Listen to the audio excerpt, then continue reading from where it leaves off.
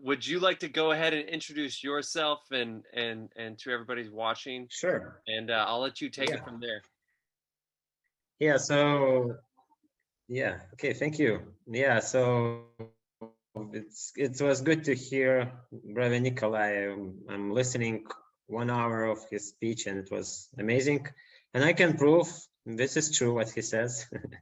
I was glad to see some people who I know, on the pictures and hear how we doing. And so my dear brother and friend Samson, I love him very much and miss him a lot.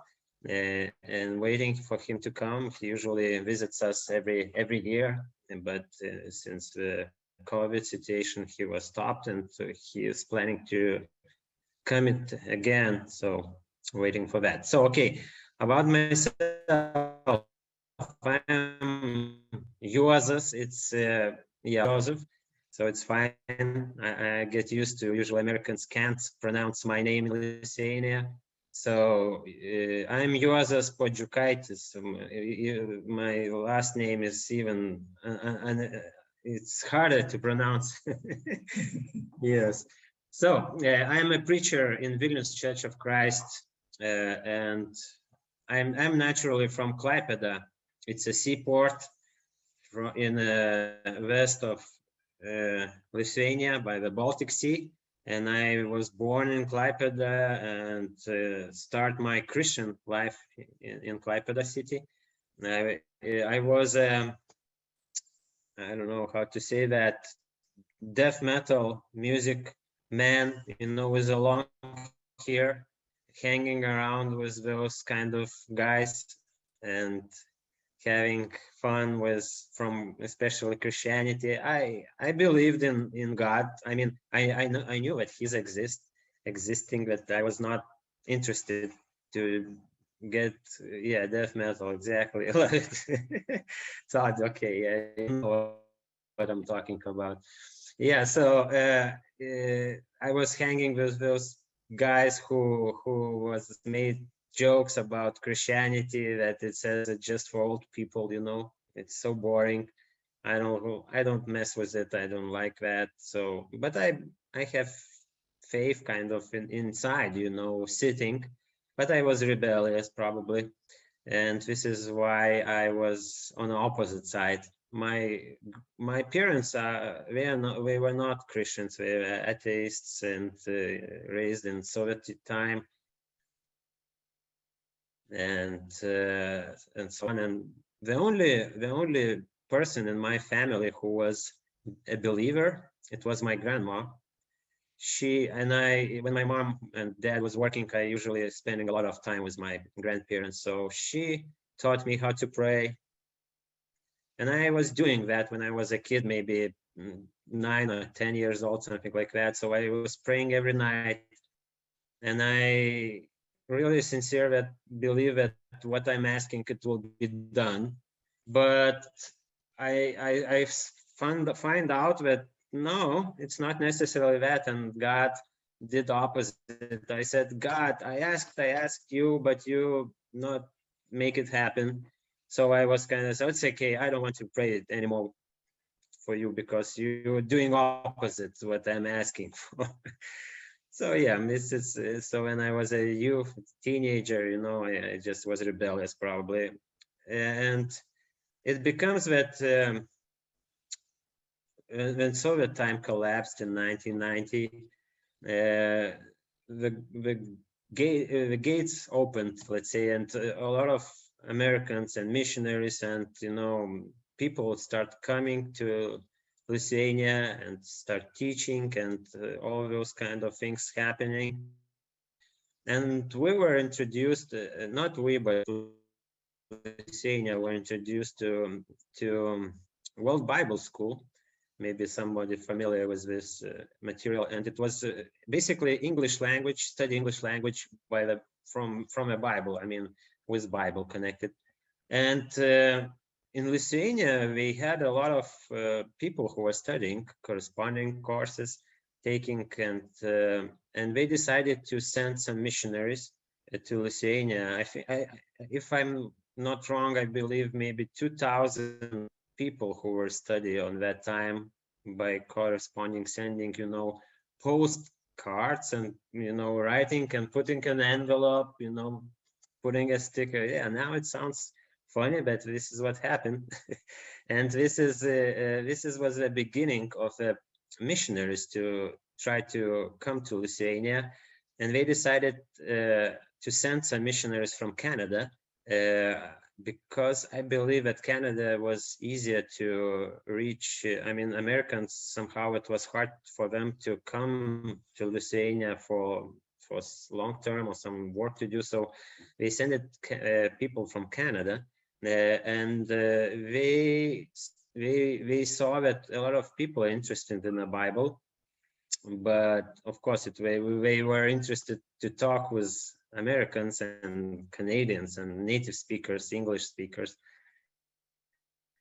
So they to build a church, to congregation in Klaipeda, but on that time you can't do that in order to start that that thing in the capital of Lithuania. So Vilnius is a capital of Lithuania. It's the biggest city. So they were decided to let's open congregation let's start congregation in Vilnius, and when we can start congregation in Klaipeda as well. So this is how those two congregations started. It was in 1996 probably. I'm not sure. I was not in the church on that time. I was baptized later, and they started offering Bible lessons, and a lot of people were interested. They renting a place for the meeting, Sunday worship, and Bible studies as well. And my wife, she was not my wife on that time, but now she is. So she was searching, and she said, I was looking for the opportunity to read the Bible, to study. And one friend of her showed the advertisement on the newspaper that they offer English language to study the Bible in English language. So she was interested because she is studying English language and Bible. So she started doing that. And she, no, it's not Let's Start Talking, it's World Bible School. But it's similar, like let's start talking. Okay. Yes. And she became a Christian, and we were dating on that time. And I remember when she approached to me and she said, I'm gonna be baptized. I said, what? What you doing? Why you need that? I was, so surprised about that, because I fully not understood what's happening, why those things need to be done, and so on. But she said, I need that. I said, okay, do it what you want. I mean, I know that Christians are good people. I don't mind. So, but I will not interested in that. So she was baptized. She was start working in the church as a secretary and an interpreter. It was in Klaipeda. So she was offering me a lot of times to come to study the Bible, and I said, no, it's not for me. It's too boring. I don't believe that what they're gonna teach will be true, and I don't want that. But finally, I don't know how, but one missionary from United States came to Klaipeda and offering the Bible studies. And she said, yeah, you really need to try to study with that man. He's very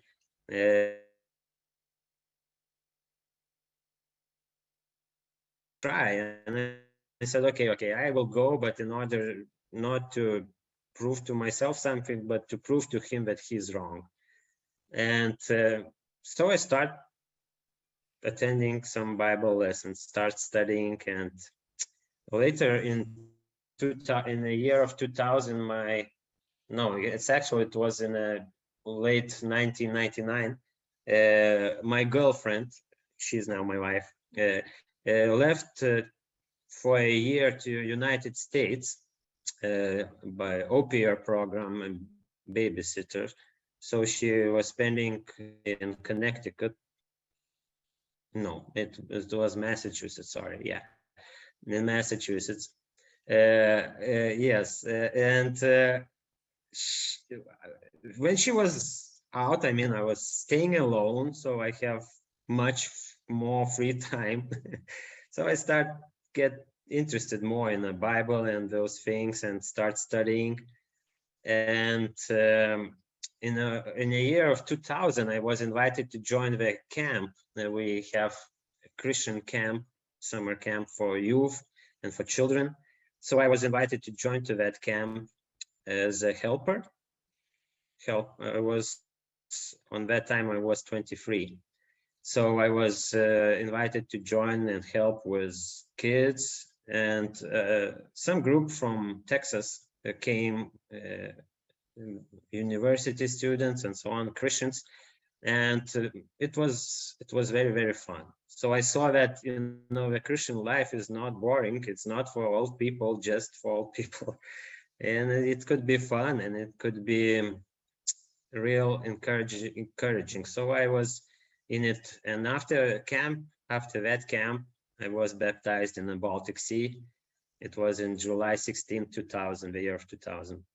So since I was baptized, I was eager to do something, and I decided to start my studies, more serious studies. So I entered to the Sunset International Bible Institute, Sunset, short version of that. And I also was studying for 3 years. I took an internship program in Klaipeda. The preacher from Canada, Kevin Carson, was my mentor, and he was teaching me how to preach, how to teach, how to deal with people, how to deal with their problems, and so on and so on. So after 3 years of those studies, I was offered, after that, when I finished that, I was offered to move to Vilnius to serve as a full-time minister. So in a year of 2003, I moved to Vilnius. So since then, it will be 20 years upcoming year when I'm working and serving and preaching in the Vilnius church. In the beginning, it was planned for 3 years, but now you see 20 years. It's like 3 years. And we got married with my girlfriend in the year 2001, and we have 3 children now, 17, 9, almost 9, and almost 7. So the middle is a boy, and youngest and oldest girls.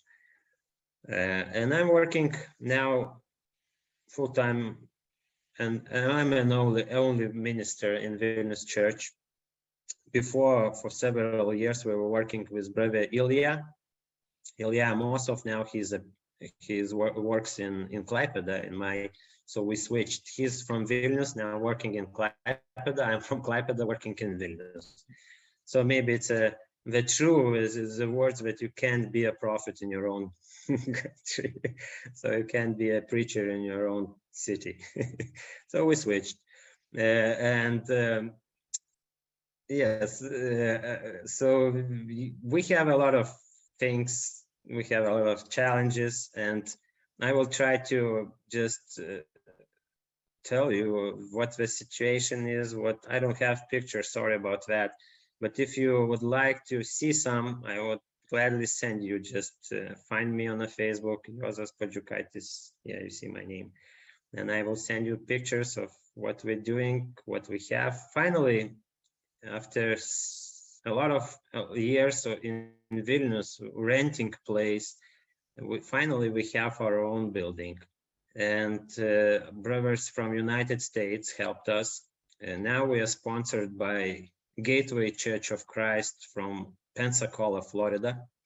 So we are our sponsors. We sponsoring our work in Vilnius, and also they bought us a building, and it was also a blessing for us. We have not big 2-store building.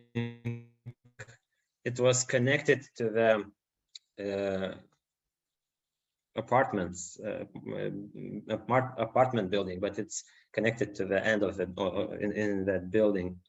So we renovated it, we adjusted it. We have on the first floor we have worship hall and an office, and on the second floor we have two kids room. I mean, two rooms for kids, and one the bigger room for youth and Sunday school. And as I said, I'm the only minister in Vilnius, so I'm an accountant, I'm a preacher, I don't know what other specialties I have, but I usually do it all by myself. So sometimes I'm lack of help, I need help. I mean, a lack of people around me, and sometimes I need something like this, to fellowship, to get encouragement, to ask prayers for us as well. And on my left, you see the man who now helping me. he gonna give his story, how he come up here. He's American, but he's now in my home. I don't know what happened. Maybe he gonna tell you. We have about 30 members in our church. It's not a big, but usually in Europe it's like that. I'm glad that Tallinn is growing up, and Nikolai doing great job, and I see that you're growing. It's very good, and now I can say that we are growing as well, because COVID and those 2 years of restrictions and so on, it was tough. We were sitting at home, we were preaching online like now I'm talking, so everybody was doing like that. But God gave us some things, what is good from that situation. We have one family from Minsk, Belarus. They escaped Belarus, and they decided to come to Vilnius to live, and they're members now of our congregation, and a good encouragement for us as well. Also, we have a couple of ladies from Iran, and the situation in Iran is as well, it's hard, and ladies are also running away from that country if have a possibility. So they attending, they are not Christians yet, but they are thinking about that, and they said the Christianity is what we are looking for.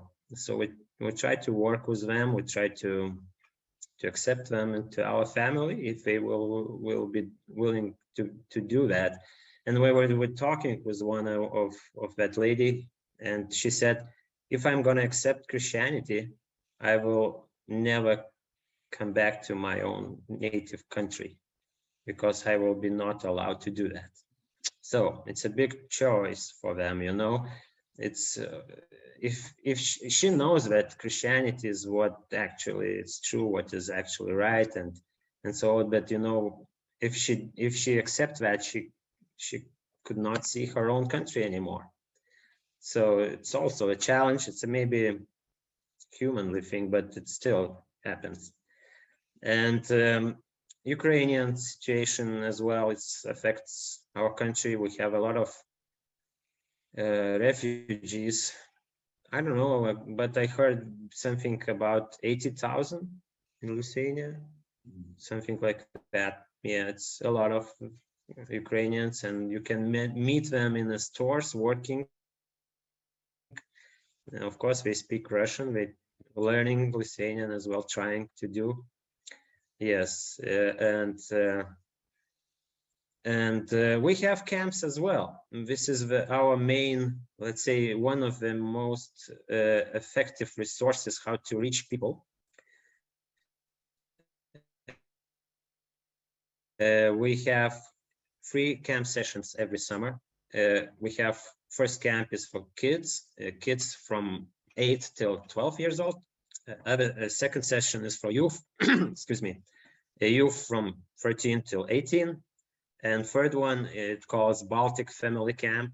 So it's for families, missionaries, and those who are serving in a church. So, and those 3 camps were supported by Americans as well. We take some payment from kids, but it's just symbolic. And the other part was covered by churches from United States. And every camp session we have around 120 participants, including staff. And so it's about 360 total for 3 camp sessions. And I know that some people from Estonia also coming to our camps as well, from Baltic Family Camp. And Nikolai's daughter, Anna, she's a big help in attending our camps, and Stas and his family, and we love them very much. Also, when was COVID hit, it was hard time, not just for us, but for everywhere in the world. So Americans would not be able to come for the camps. Usually they sending not just money, but as well as a team to help, to deal, to organize, to work with kids. And for those 2 years, we were not able to wait to welcome them, because it was impossible to do it. So we were needed to do it by ourselves. So we did it. It worked well. God blessed us, and we had really good camps. And this is our, like I said, it's the main resource of reaching people. And especially, for example, when a Baltic family camp starts, we usually try to invite some families who are not Christians yet, but they're friends, let's say, and maybe they're a little bit interested in Bible and God. And after that, they live in that Christian surrounding. They spend time study Bible, listening, sermon or some lesson.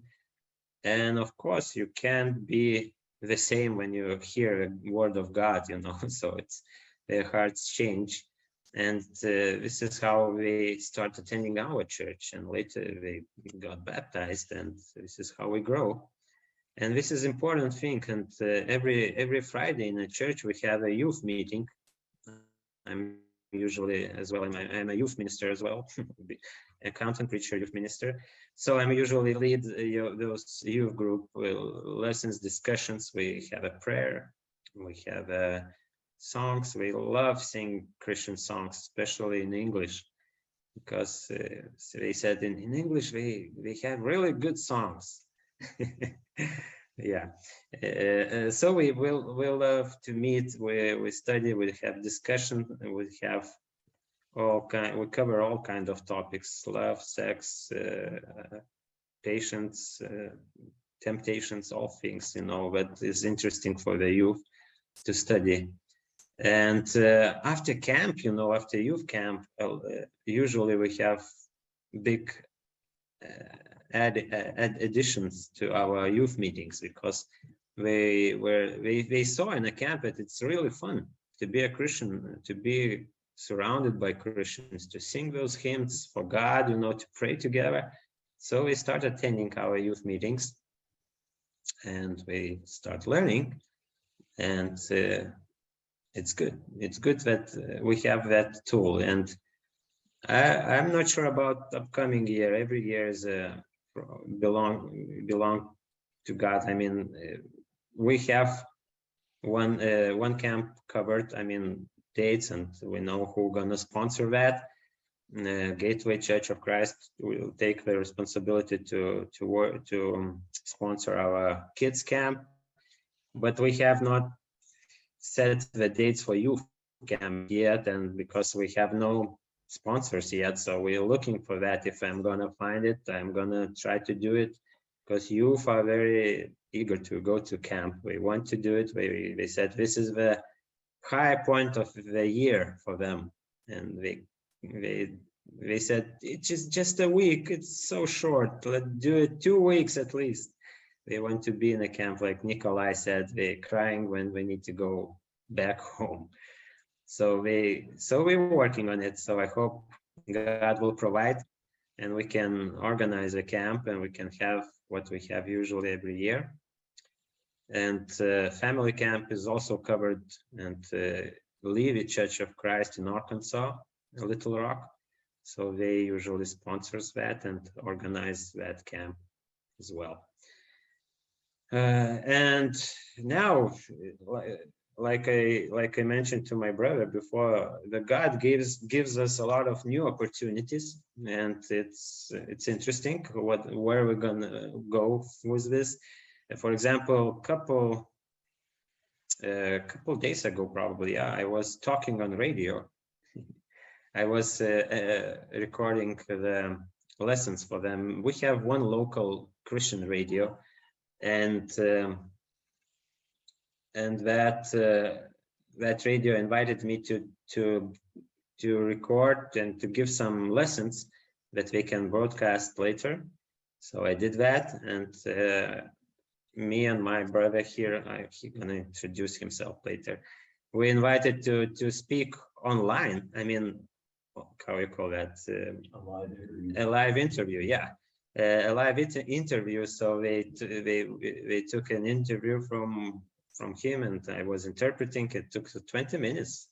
So I don't know, it's what interesting opportunity. Maybe God wants to do something from that. So we're trying to work in every situation we can. And also today, before this meeting, I was in one conference about children's Christmas. If you know Samaritan's Pursuit or something, they organize some gift boxes for kids, and this is how they use that opportunity to invite kids to the church, to present the gospel to them and parents as well, and give that box of shoe box was full of goodies in it after that. So I was in that conference. I was interested to organize that in my church, in my congregation. And we have children's now. My wife leads Sunday school for children, and also women's mission work. She meets with women every Tuesday, and they have studies, prayers, and today, even once in a month on Saturday, they have some special activity for ladies. And today, ladies were meeting in a church building and doing soaps. No, handmade soaps with some aroma essential oils. Yeah, that I don't know even. It's hard for men to understand that, but it smells good. So they doing that, and that lady from Minsk, her name is Anna. She's a good sewing. She know how to sew things. I mean, clothes and all stuff. So I bought a couple of sewing machines for her, and now every Saturday she organized some lessons and meetings for ladies, and of course not ladies if you want to sew in a church building. So this is how we try to be as a family and try to connect everyone to find some, common interest probably, and some funny things to do as well. Because if you have friends, it's good. That it basically means you're gonna stay faithful. Of course, every time prayer and every time God's word is essential. Necessary for that. If you, I don't know, I'm talking a lot. If you have some questions, don't be shy to interrupt me and ask. Maybe I present my friend, my brother. His name is Kurt Norbut. He's from United States, but he has Lithuanian roots. Yes, so maybe he gonna tell why you are here, Kurt. Yes, as Joseph mentioned, years ago, my aunt was doing genealogical work trying to find out our family origins, and she learned that my grandfather immigrated from Lithuania to America when he was 10 years old in 1905, and that his family had lived in Panevėžys, which is about an hour or so north of Vilnius here. I have a good friend back home where I worship with the Northwest Church in Austin, Texas, and he has traveled in Europe fairly extensively and had friends in Russia because he had been involved in exchange teaching and exchange student programs.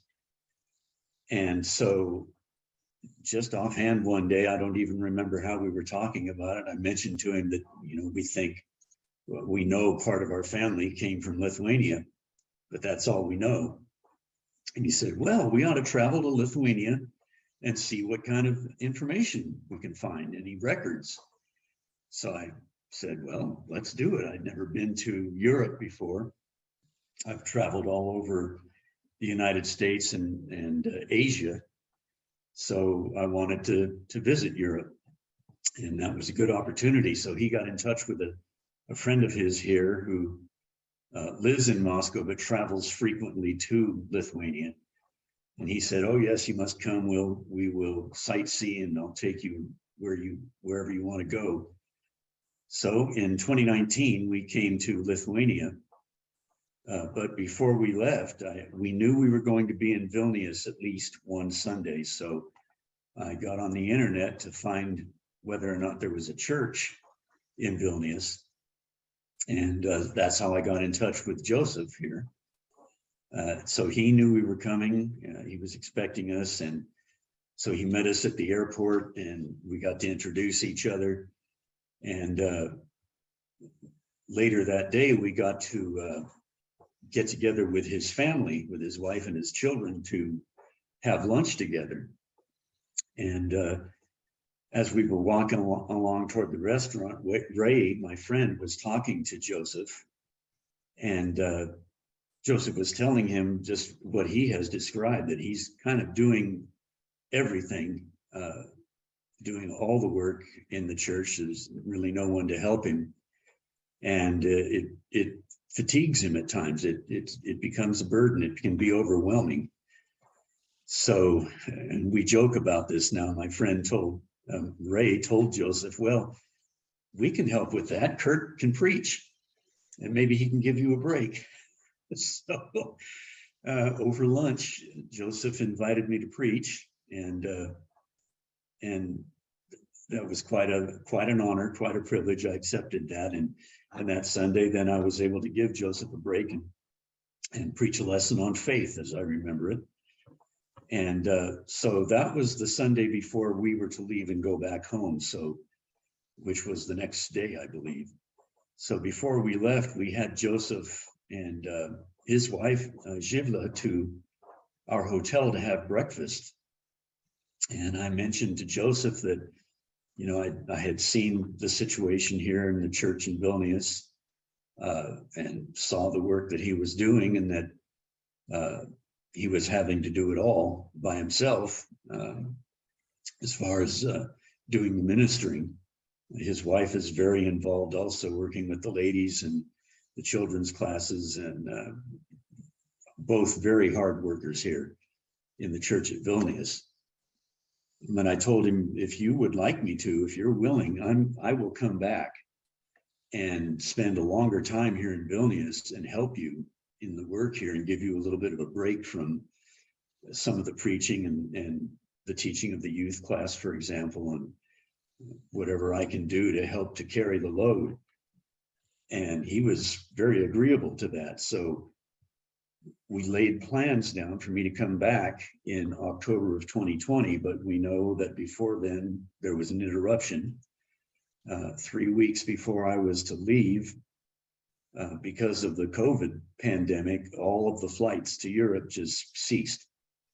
And so I had to get a hold of Joseph and tell him, I'm going to have to cancel my trip because there's just no way for me to get to Europe. But I did not forget about the church here in Vilnius. I continued to pray about the church here and ask God that he had closed the door, and that was within his will and his timing, that he was doing the right thing, but that if it be his will, he would reopen that door when he saw that it was the right time. So I kept an eye on the travel situation and conditions in Europe. And even before Europe lifted the restrictions to travel, of course, the Ukraine war started. So that was another thing to keep an eye on, because I knew that the Baltic states, and of course, most of Eastern Europe were very concerned over this. The Baltics still have very fresh memories of what it was like to live under Soviet oppression, and seeing what they were seeing in Lithuania just brought back some very unpleasant memories, national memories. But I could see that wasn't necessarily going to affect my trip. And so when the restrictions were lifted, I got back in touch with Joseph and said, hey, you know, it's okay to travel to Europe now. I can come if you would still like me to. And he said, oh, we're excited. We would love to have you come over. So this time the Lord kept the door open. I got here about almost 2 weeks ago. I told Joseph I'd be happy to stay for 3 weeks if he thought that would be effective. And so I arrived here in Lithuania on October 2nd, 12th. Yes, yeah. I left the States on the 10th. That's right. Got here on the 12th. And so since that time, we've been doing a lot of visiting with the brethren who have a lot of questions and a lot of concerns. One of which I knew might be a concern. One sister came over here to Joseph's house, where he has very hospitably allowed me to stay, and just said, you know, I am worried about this situation in Ukraine. I think about it all the time. I can't get it out of my mind, and it feels like it even causes panic attacks, and I just don't know what to do. So we talked for a while, and I reassured her based on things that I saw, because I'm a student of history, and geopolitics and military history is one of my main interests. But the main thing I emphasized with her was that God is in control. Jesus Christ is sitting on his throne. He rules in the affairs of the nations. And so whatever happens will work out for good, because it is in God's hands. So we just need to learn to be patient and trust him and pray to him about the situation in Ukraine, and let God take care of that. And that seemed to comfort her. And in fact, we visited her at her place later that evening. Both Joseph or actually Zhivla and I went. And she stated that after our talk, she felt much better. She was content. She felt a lot more at ease. And so that was a blessing to be able to help her in that way. And so we've been to lunch with several brethren and talked about their concern with one of the ladies that Joseph described coming from Iran. She talked about what her life had been like and what she was doing now here in Lithuania and what she hoped to achieve. Talked to a lady that actually indirectly wound up being responsible for this lady from Iran attending and visiting the church here. She is a Polish lady who moved from Morocco to Lithuania about 4 years ago and knew a friend who was Iranian, invited her to services, and she agreed to come, and she's the one who invited the lady that I got to talk to come. So it kind of works that way here in Vilnius. There are foreign immigrants who now live in Vilnius, and they know somebody who's also a foreign immigrant. So they invite them to come, and so they will invite a friend. And so we've got Poles and Russians and Iranians and Lithuanians and just all kinds of people coming to Vilnius, and the population of Vilnius is expanding. So that is opening opportunities for the church here to reach more people, and more people are, because of the situations they've come out of, they're looking for something that is peaceful and something they can find some stability in, and where they can gain some comfort and gain some confidence. And one thing I've heard over and over again from the members that we've gotten to visit with and talk to is that they're so attracted because they feel like family here in the church. And they miss that because they're away from their own nations, separated from their families, maybe now they're from broken families for whatever reason, and they need community. And they're finding that here in Vilnius, and they love it. So it provides the opportunity to then welcome them and comfort them and help them to calm down and settle in. And then you can talk to them about Jesus Christ and open the gospel to them. In fact, just the other night, Tuesday night, we baptized a young man. He was a young man who had, I guess he first learned because of the camps. Yeah, yeah. Mm-hmm. So he was attending services here in Vilnius and actually had become helpful to Joseph, but had not obeyed the gospel yet. And he was planning on, he said, I would like to wait until the next camp this summer to be baptized, because then all the people can be there and we can all rejoice together and I'll be with my friends. And so I told him, you know, that's understandable, because baptism is an important event. It's a life-changing event in our journey. I said, but when you look in the book of Acts, when people understood that they needed to be united with Jesus and wanted to establish that relationship, that occurs in baptism. And so you don't see people waiting for 6 to 9 months until, you know, the circumstances might be right, or whatever you might be thinking of, in order to establish that union. In the book of Acts, which shows us all those conversion examples, they did it right away. And I just showed him some of those examples, and then I shut up. And Joseph and I just sat there quietly, and David was very quiet. And after several minutes, I just asked him, so what are you thinking? And he said, well, I'm thinking that I should be baptized today. And so he did want to have some of the brethren and the visitors here at Vilnius to join in that. So it took some while to get the logistics together, because he wanted to go down to the lake where he often visited and was kind of a special place to him. And so in the meantime, we had a ladies' Bible class here at Joseph's house that Juozas holds every week. And we had that and discussed some very important issues, some good questions that the ladies brought up, which seemed to help them to see things a little more clearly. At least one of those ladies has not been baptized, so I was able to give her some encouragement.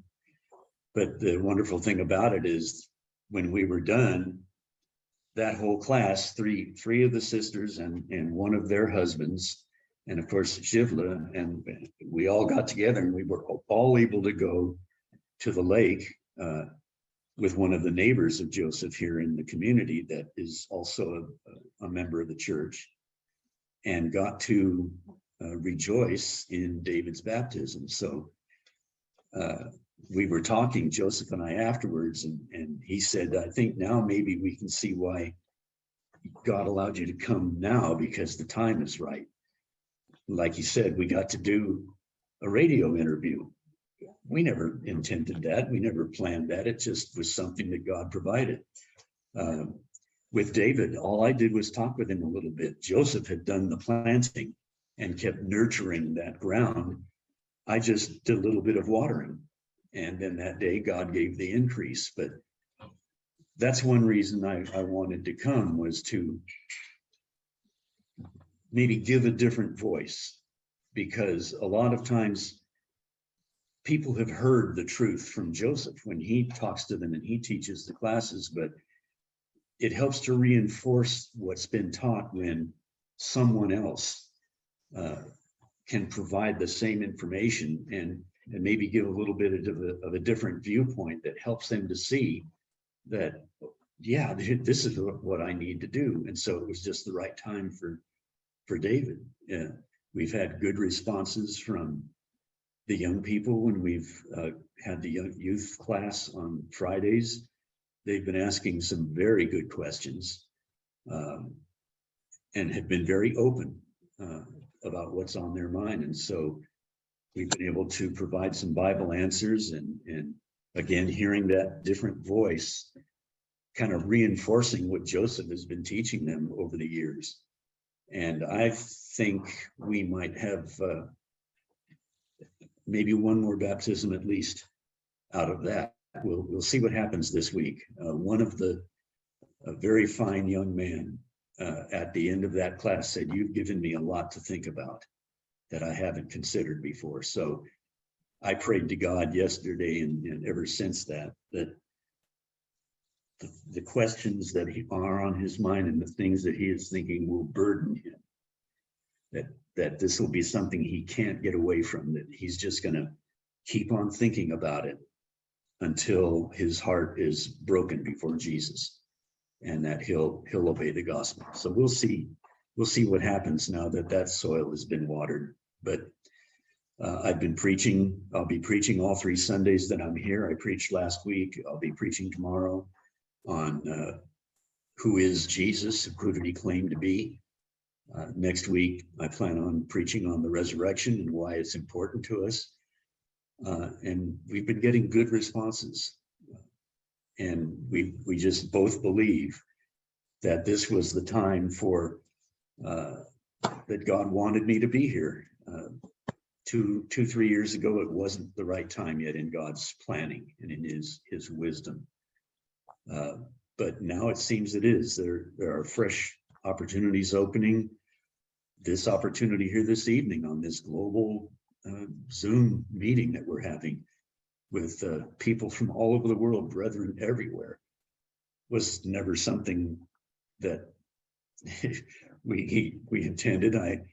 I walked into the room here the other day, and Joseph was talking to one of the sisters that helped organize this. Monica, yeah. And so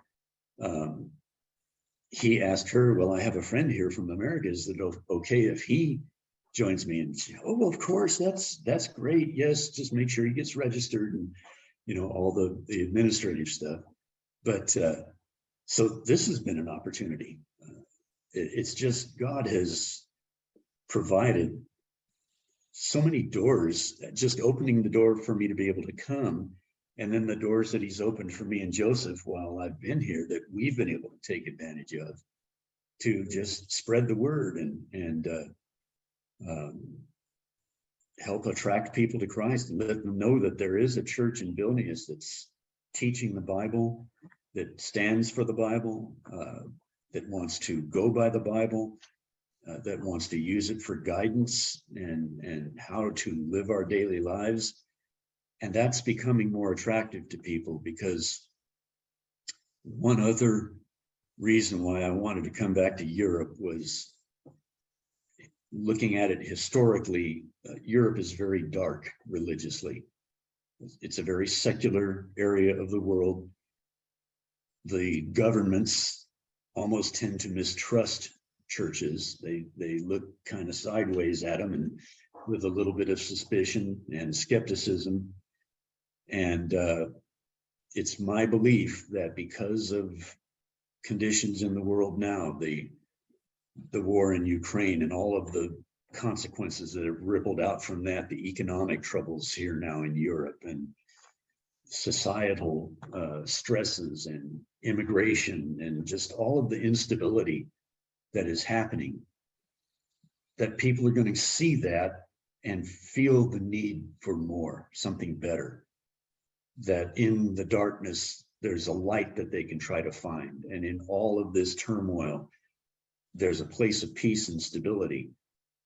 And of course, we know that that is found in Jesus Christ and in him alone.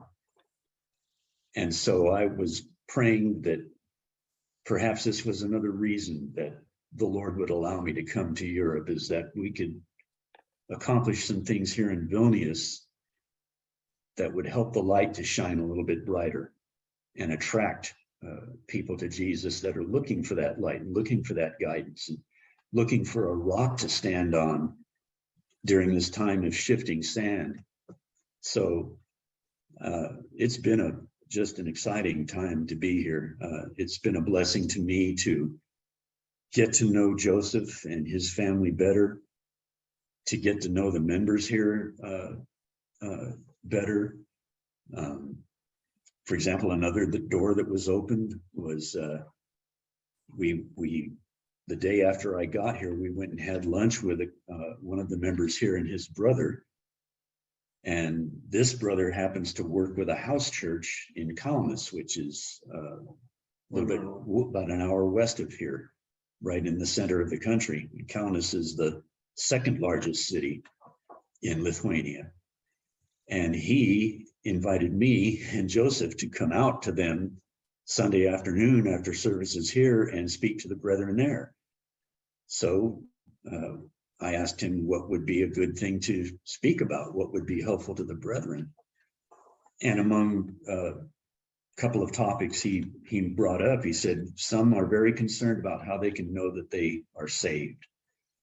So when we went there, I spent time out of 1 John showing how we can be confident in the salvation that Jesus offers. So just another open door that the Lord provided for us. And have about a little over a week left. I think we're going to have a last busy week here. And I'm very thankful that the Lord opened the door, and Joseph and I have been able to work together to get some things accomplished. And I'm looking forward to our time together.